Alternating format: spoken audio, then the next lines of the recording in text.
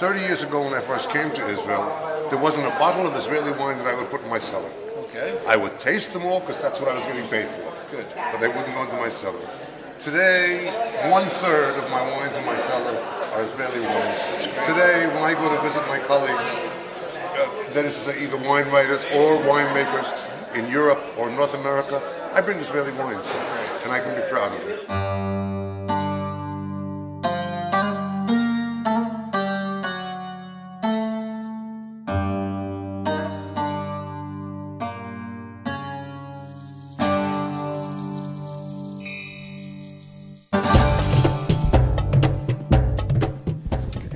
This is Avital Volcano. Inside there's about 100 acres, of which about a quarter of it is planted vineyards. We have Pinot Noir planted here. And it's, I think it's an interesting site for Pinot, especially in this area. Cold, nighttime temperatures.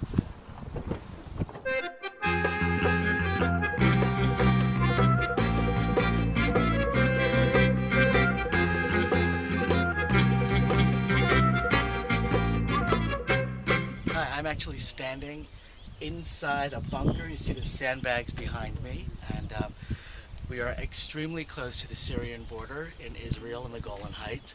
And if you look behind me, right over my shoulders, there's something I've never seen before, which is crisscrossed razor wire surrounding a vineyard. Obviously, it's not to keep the vines safe. This goes back to the war between Syria and Israel, but it is a very, very unique contrast, and it's something that we do not see a lot of in the world of wine.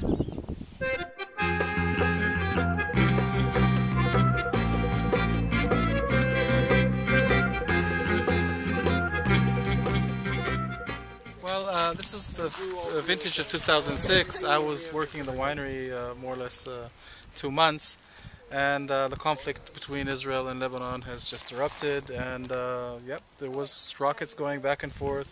This vineyard actually received 1 rocket. The statistics of it is that it burns 40 vines. By the end of the vintage, 28 of them recovered and came back into shape, and 12 kind of passed away. We brought the Barbera mainly because it's a high acid wine. It's planted on this plateau, which tends to produce high pH wines, and we figured to contradict the high pH site with a variety that knows to produce high acid wines, and actually it did turn out really well. It is a wonderful wine. We just had a tasting, and you're making great wines in such a beautiful place. Thank you. Thank you.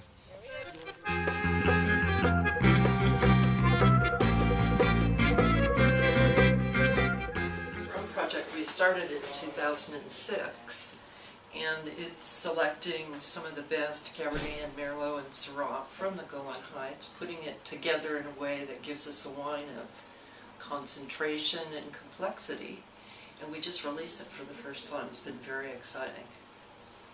And Victor, do you want to tell us a little bit specifically about that wine? Well, sure. The wine actually is really a product of a work we've been doing together since 2002. So we've been doing work, and we do a lot of work at the winery in pushing for quality. And it's such an incredible wine growing area that there's so much that we can do, and we are doing a lot to move things forward.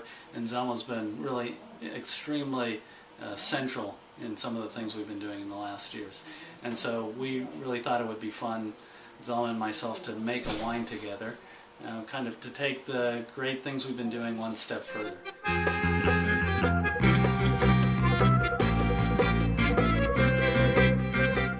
What we're having is a great wine festival.